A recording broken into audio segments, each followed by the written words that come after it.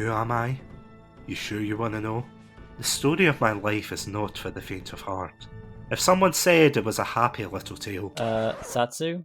Yeah? What are you doing? Nothing. Anyway, welcome to Spider-Man Month.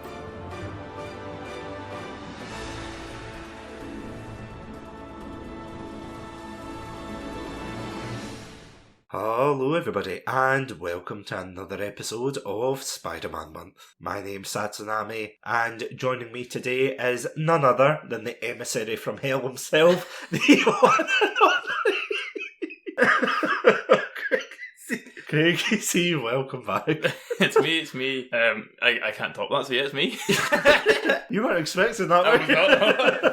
Yeah, how are you doing today? Yeah, pretty good. So the last couple of episodes I've been on, the joke's been that obviously, I've come into your house and I've forced you to watch something against your will. However, this time around, my old school friend invited me into his house. We had a laugh, and he won't let me leave till I watch Japanese Spider-Man.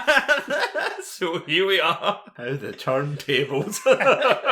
Yes, we've done Minion memes, we've done King Ghidorah, we've done Pokemon Tier List, we did the anniversary, and yeah, now we're here talking about Japanese Spider-Man, which is very iconic within the sphere of Spider-Man fans, as it were. Because I have to admit, it's one of those things that I had no idea it existed until maybe a couple of years ago. And you see the clips and things, you think, oh, right, okay, it's a thing, but it's actually really surprising how many fans there are of this. I think as well, like, how influential it was as well, it kind of got me. So the only thing I knew about it was from, there's a documentary thing on Netflix called The Toys That Made Us, and they do a lot of stuff where they go into, like, the background of certain toys, and one of them was Transformers. And basically this show invented the genre of, like, giant monster versus giant mech TV show. It was this is the show that basically started an entire genre. So without the show, there is no Power Rangers, Transformers. That kind of genre of TV doesn't exist, and this show is not good. Just gonna throw that out there. Oh, you're not holding back any spider punches there. You're like, oh, it's iconic, it's like a trailblazer. I nearly dropped my phone there. And In spite of itself. yeah, in spite of this, it is heavy guff. So, before we go on, of course, we have to say that this came out in 1978, and this was like a deal between Marvel and Toei, which I thought was really surprising that of all the companies it was Toei. I mean, they're, usually famous for, as you know, their toy lines and things like that, the video games. Is this the same Toei that's the animation studio as well? I believe so, yep. Yeah, I don't want to throw that out there. You're like, yeah, it's the same as the animation, but it's a very iconic studio nowadays, and even, of course, back then. So the fact is, them. Well, I think you can tell though, because like obviously they also made a lot of the Godzilla films, and so I think it's just they're just churning out these monster films. Like, it's like, oh, let's get on TV, let's get in front of kids, let's get some toys sold. And this was just a big toy selling exercise, isn't it? I think is what. Oh, it's very toy centric. You've got the huge chunky wristband, and as children of the 90s, you and I know that like very well about the fads that come in. Sell this like cheap hunk of plastic to kids, and it's got a lion on it. Yeah. To a cave and find a guy from the planet Spider who says, "Hi, hi, what brother." a meek that was. She's like, I am from the planet Spider. Would you like some Avon? The planet Spider, and people are trying to kill me, so we should get revenge on them. I'm gonna inject. I love how that is an interesting choice of pronoun. We should get revenge. It's like, what happens? It's like, oh, I mean, my dad's just dead. Like, his body's not even cold, and you're giving me the power of a spider to go kill an alien. He puts this wristband around him that then injects venom into his blood or something, spider blood. And then, so that was Uncle Spider, who then turns into a spider. Like a literal spider. Yeah. Not a man and a spider, so a literal spider that they've clearly tied a string around. I mean, I don't like spiders, but I did feel sorry for it, because you could see, like, they tied a string around it. And its poor wee legs are, like, flailing all around going, oh my god. It's like, when you've got a dog, and it's like, you hold it up from behind. Yeah. And it's like, the poor wee legs are kind of go in the mid-air as if, what's going on? That's what the spider was like. It was like, oh, help me. So then we cut forward a bit. And I think it must be either his sister or his mum. Again, I'm unclear on any character because everything in the show is so fast, and I can't read very fast.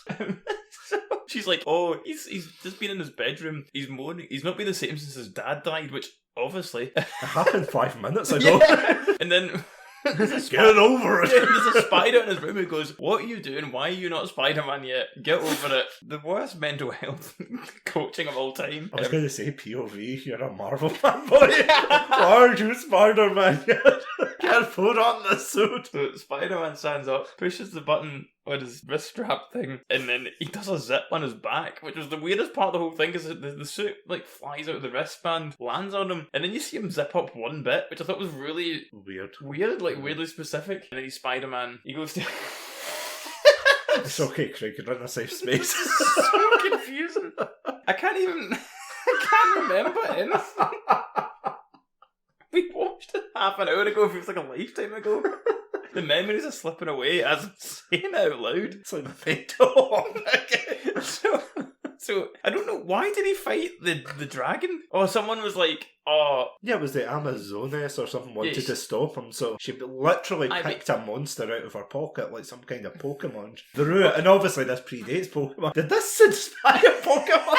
No, but like, he's in, like, so hold on, he's in his house. Right, and he jumps out the window and lands at a telegraph pole as his car pulls up. As you do. And people get out of the car and like, oh, by the way, someone that we know got attacked by a dinosaur. And that's why he fights the dinosaur. He calls Marveler, who sends out, is it Leopard, whatever it's called? Leopardon, yeah. Leopardon, the big ship that turns into a bloke, like a mecha. Like a bloke? It's just a big... It's a guy. You're right, I'm here to fight some dinosaurs. It's Big Phil, man. Just like... That's just a big football. What I would watch that show. Emmerdale Mick. For the record, just this guy from the North England, just super size, just like, come on then. I've got a point. Sorry, go on.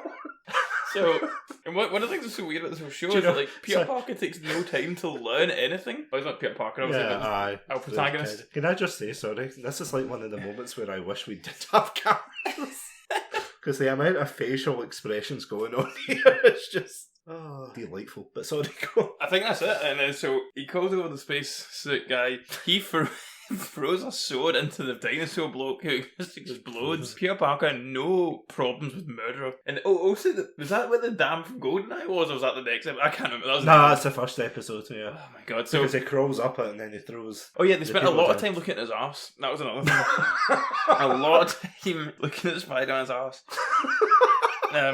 Very proud of it. And that was the show. You can't end Oh, by the way, they looked at Spider-Man's arse. How would you recap that episode? What have I missed that you think belongs in there? Oh, the main film is called Professor Monster. Oh yeah, that too. The only thing you missed was, like, as you said, this show very much encapsulates everything that came after it. You know, like with Power Rangers, with all the Transformers and the super suits fighting against any monster of the week kind of thing. And the theme reflects that. You know, it's like, I would recommend pause this episode, go listen to it on YouTube, and then come back, or even listen to it as you're listening to this episode. But the fact is, it's very upbeat, it's like very triumphant, heroic, like Spider-Man, you know, very cool. But then you get to like the ending, and it's like, again, not saying this because it's Japanese Spider-Man, but you know that way when you watch an anime, and it's like the intro is very like upbeat and, you know, very heroic, and then you get to the end theme, and it's like, oh my god, depression, my old friend, come in. You know, it's a very like somber, slow song. You're like, but yeah, no, I think you summarised basically everything. So that was the first episode, and you asked me straight afterwards what did I think of it. And honestly, there was just a lot of crying. If you want there's not. My brain couldn't process. It was so fast. Every scene was like multiple scenes crammed out. Like my brain was just so, I don't know. Maybe I'm dumb. Like maybe life's made me dumber. But it was so hard to watch a children's TV show. I'm just thinking of like the 1970s Japanese children who are watching this show. Did they think, oh wow, this is cool? Oh, like, no, obviously they would have. Yeah, they must have thought, oh, this is awesome. But at the same time, would they have kept up? Or, because you make a very interesting point. It's like, if I think you were the one who had watched, was it Pokemon, like a while ago? Yeah. And I mean, I watched a couple of episodes the other day with my partner, and it's like you watch it and see back in the day, you kind of think, oh, I'm following this. This is so cohesive. And then you go back as an adult and you go, I don't know. It's like, as I said, it's like the wall from Memento, just like all these ribbons and like the strings going from side to side on the wall. You're like, I don't know what's going on. And you're right, it's just, unless you knew the synopsis of, oh, it's Aliens, Spider-Man, and Japan all bunched into one big bundle of stuff.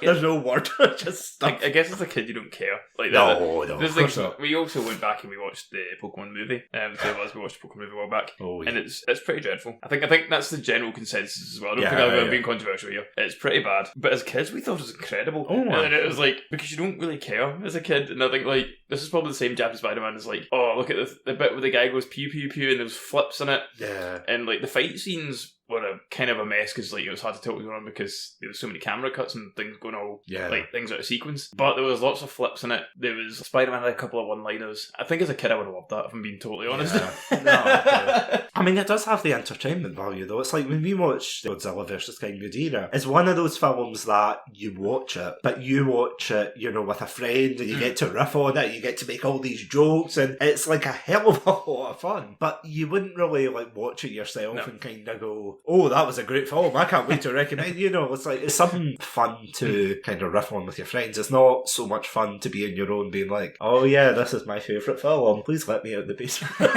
And speaking of riffing, I guess, would you like to do the honours of describing what happened in the last episode? Indeed, I would not go back. No.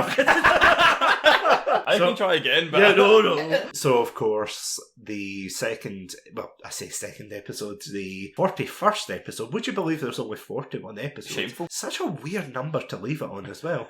You thought they would have rounded it up to 42, or I don't know. But anyway, so the final episode is Spider-Man committing space terrorism. He's like blowing... on Earth. On Earth, yeah, but he's fighting against aliens. Like, was it Iron Cross Army? Like, were they aliens? The main people were, but they never established if the people wearing duck masks were aliens or just people. Because I feel as if that's like a very important thing to leave out. It's like, did I kill humans or the aliens? You know, in the MCU, killing aliens is fine, but... Really, Professor Monster came over here, gave a bunch of unemployed people a job, and then Spider-Man killed them.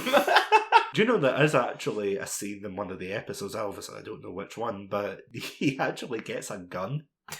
And he just guns them all down. I can't remember, but he makes his big thing. He goes, Spider-Man. Well, I think this episode kicks out with him driving his flying car, which I forgot to mention in the recap for the first episode to give you an idea of how much was going on. It was a flying car that has guns in it, and he was just mowing people down at the start of this episode. This is not I don't kill people superhero. This is if you get in front of my car, you're going to die. Yeah. That's what I was saying to Andrew when we were talking about the 3 iterations of Spider-Man. We talked about the Raimi run, we talked about the Amazing Spider-Man run, and we talked about the MCU. And they were saying how in the MCU one, Tom Holland's Spider-Man is practically the one with the biggest body count. Because if you think of like Endgame, he does the whole, turn instant kill mode on. And we had the whole discussion of, does that count because it's aliens, you know? I mean, it's the same here. It's like, other than Japanese Spider-Man, the MCU one definitely like has a kill count, but yeah, you're right. This starts off with him gunning people down, and it's cause he's a hero that they say there's no J. Jonah in this universe to hold him to account. I don't even know where you would begin to break a story like that, but as you said, like, it starts with Spider-Man blowing up all these secret bases. He comes in, he's like, oh, look at me, I'm so injured, and then the next scene he's fine. I don't even know, he's like trying to, you know that game where you throw a sweet up in the air and you try to catch it in your mouth? That's what he's doing. It's like, what are you doing, Spider-Man? You're resting. You're laughing. There's secret Iron Cross bases up there and you're laughing. Yeah, he gets ambushed in his home, and the Amazoness is the like main woman. So also you did miss a bit here, because so they take her back to the base between Spider-Man being injured and Spider-Man being fine, and they like triple cross her. They'd be like, oh, there's a leaker leaking information. Oh, by the way, it's Rita and Betty, whatever they were called. The two henchmen that just turn up who just like American soccer mums. Essentially. It's like the kind of actresses you would see on, you know, the 1980s exercise videos where they've got the colourful clothing and just the over-the-top hairstyles, you know. Like, in terms of design and everything, like, this whole show is like that. It's just as wacky, it's over-the-top. Yeah. But, yeah, as I said, after that, the main character and his family get ambushed by the Iron Cross. For some reason, they're hiding under the sofa, I'm sure, at one point. I don't know, they just pop up, and I get that's the silliness of it, but you're like, were you just hiding? Were you just hiding under, like, the warm cheeks of Spider-Man? You know, like saying, I can't take it anymore, Jim. I gotta jump. It's like, I'm gonna jump him. I'm gonna jump him. And then, yeah, the main character gets attacked by a poison riding crop, which sounds like something at a fan fiction, if I'm totally It was definitely in there for the dads, that bit. Yeah.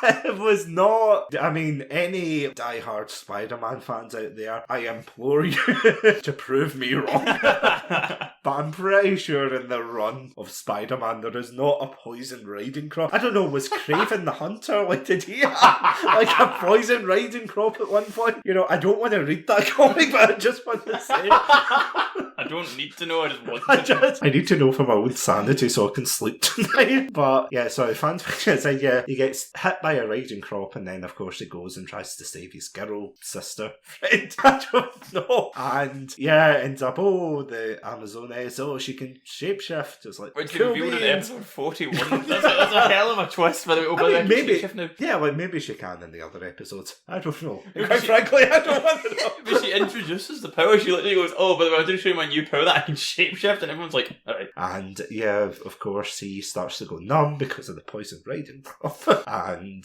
yeah, that's really it, isn't it? He ends up, he nearly dies because he jumps in the water and he's got like shaky Elvis legs. He's like, oh no. And then she says, oh, your vision's getting blurry. To which, of course, he slaps his hands on his eyes and goes, oh, my vision's getting blurry. And then, fortunately, he finds the toilet paper roll that's been spray painted gold, which is supposed to be her armband. And he tracks this to their secret base, which has the rocket in it, which I'm assuming this is like Secret Base Prime. Yeah. Because they say like, the blown up Secret Base 7 and 13. It's like, this must be like the big one. Yeah, this is where the rocket is. This is like the Amazon warehouse here. Amazones warehouse, as it were. And of course, they go to escape in the rocket, and the Amazoness, fortunately, like, she escapes and everything because she gets triple crossed, as she said, and she goes in the rocket, but then her rocket blows up, and Professor Monster is very happy about this. If it were me, I don't know about you guys, I don't know about you, Craig, but I would just be sitting there going, holy shit, I dodged a bullet. So I want to. This is the thing that. Right. So I want to quickly recap Professor Monster's plan here. At the start of the episode, he says, "We're going to destroy planet Earth. I'm going to drop 6 hydrogen bombs on. Sorry, just in Japan. Yeah. Destroy Japan. I'm going to drop 6 hydrogen bombs on it, and we've built this escape rocket. It's got 3 seats in it for me, Rita, and Betty. That is actually their names. Thank you. Or Belle, maybe it wasn't Betty. Or Bella. No, it is. Bella. It seems like weird names for this. Because, and again, I know there's obviously translations and things, but all of the names are very quintessentially Japanese. Like, you know, they don't say, this is Peter Parker. Like, as much as we're joking, that isn't Peter Parker and everything. But these two are just called Bella and Rita, and it just seems so out of place. So Professor Monster goes, I'm going to take my 2 yoga instructors up into space with me. And that's how we escape the nukes getting dropped on Japan. To which they then turn around to the Amazoness and say, you can't come with us. You can't sit with us. And she goes, fine, I'll prove you wrong and kill Spider-Man herself. She then fails to kill Spider-Man herself and leads her to the base. They double-cross her, attack her, and throw it into the spaceship, which then takes off and explodes. Like, what was the deal? I don't understand. Where were the nukes? What happened with them? That's actually a good question. Thank you. For episode 42. That was going to be the hard cut in episode 42. Because I know technically there is a movie of this. I don't know if they expand on that or I'm going to have to watch that now. Yeah, it's just as based off of that, but it just seems like a very ill thought out plan. And you and I, of course, have watched films where there are many ill thought out plans, but this seems to be like the cream of the crop. more cream of the riding crop was poison.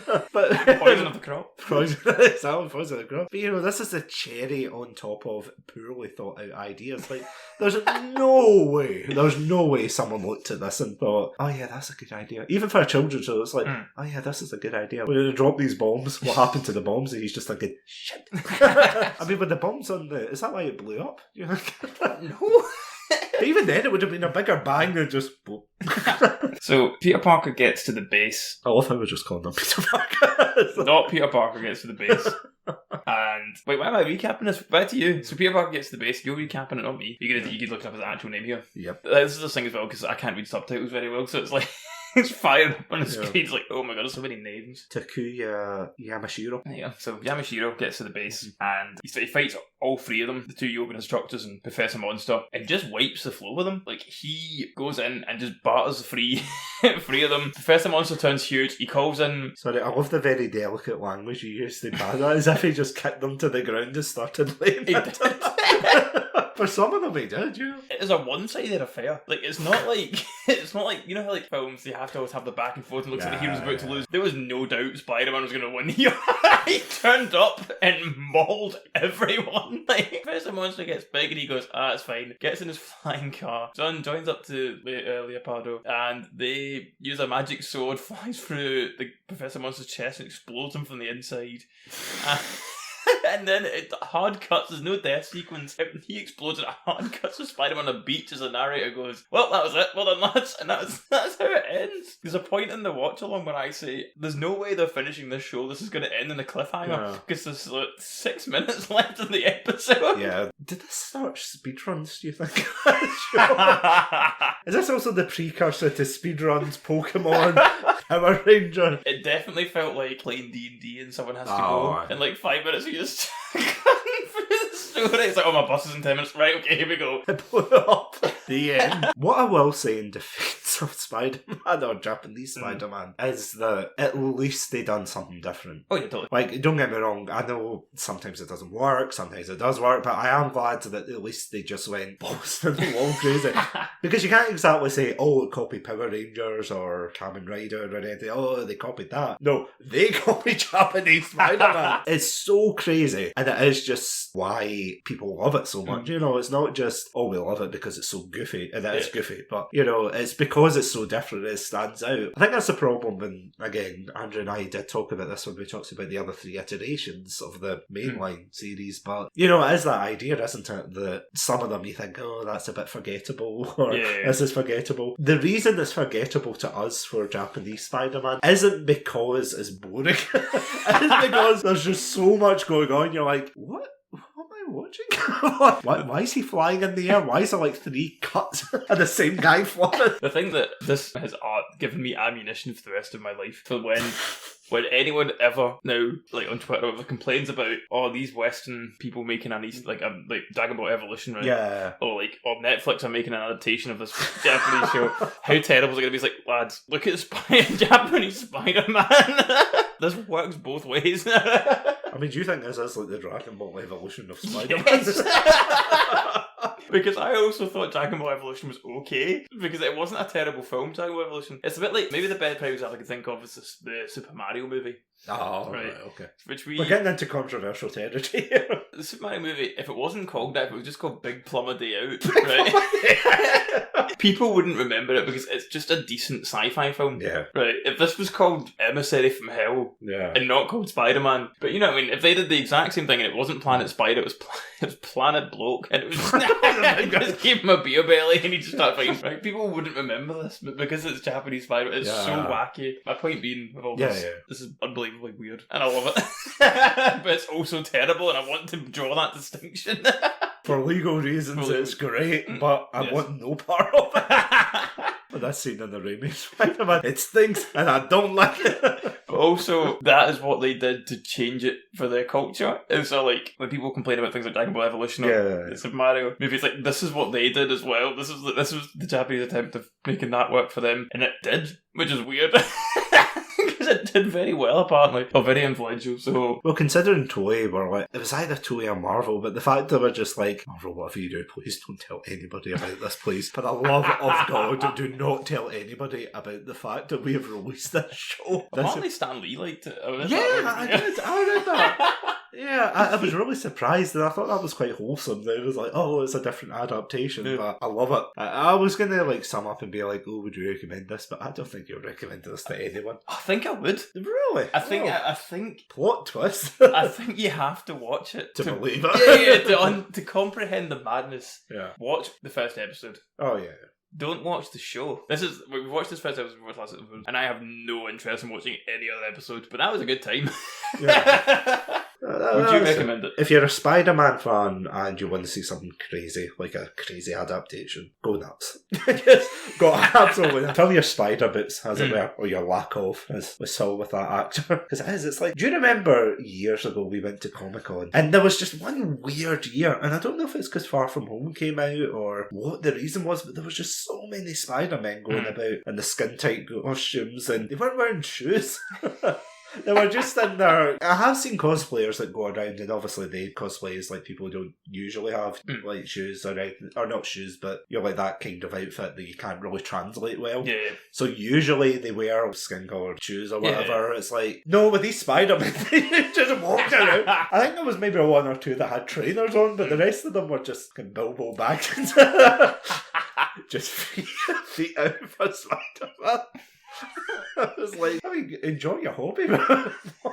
Not in front of me. Oh, this show is just absolutely incredible. It's wacky, it's fun. I would recommend, it's one of these shows again, I think if you had like a couple of friends over, you just riff on it, you watch it. It's crazy, but in all the right ways. But what I will say is if you're looking for the ultimate adaptation of Spider-Man or whatever, no. This isn't it. First of all, what are you doing listening to us talk about Japanese Spider-Man?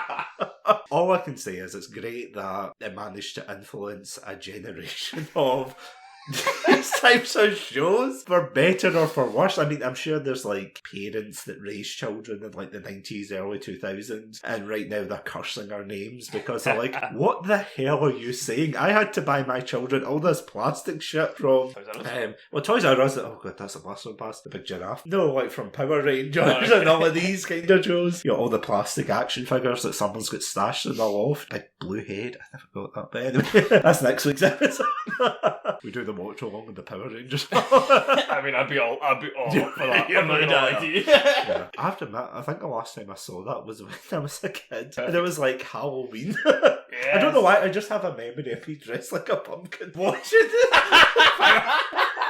The Power Rangers. And it is the weird, you know, one of those core memories where it's just everything is so weird. Just lost it. This is the kind of things I do for the podcast, you know, that just... That means... I thought Jason is a pumpkin. How did you know? Where else could you have gone with that? It's like a criminal walking into a detective's office being like, I'm not the murderer. How did you know I was going to say it? Because it was in the script. I'll wear a pumpkin hat, okay? Yeah. We'll compromise. But yeah, that's of course next week when we put the face cams on, of course. Yeah, I think that's really all we can say about it. I have nothing left. No. Get out of here. I need to lie down. Yeah. So, yeah, as always, thank you all so much for listening to this episode. This is actually your very first and last episode. It is. I have to say, which is very interesting. Because as I said, the only ones that we have done is with Adam and Andrew, which, as I said, we did the Beyblade one and everything. And yeah, just... Well, what I'm thinking, we could do a few of them, and then we can do a watch along of my first and last episodes of Satsunami. How meta. Thank you. But it's going to like get ruined when 20 years later you come back for the No Way Home style. You're not Craigy C. But until then, thank you all so much for listening to this episode. And as always, stay safe, stay awesome, stay hydrated, and most importantly, Craig, please don't give me your doctor's bills after this. We don't have a fund for that. You know, we really should have like a mental health fund for Satsunami episodes, but we really don't. I was going to say, I don't resent you for this episode, but my therapist will be hearing about it.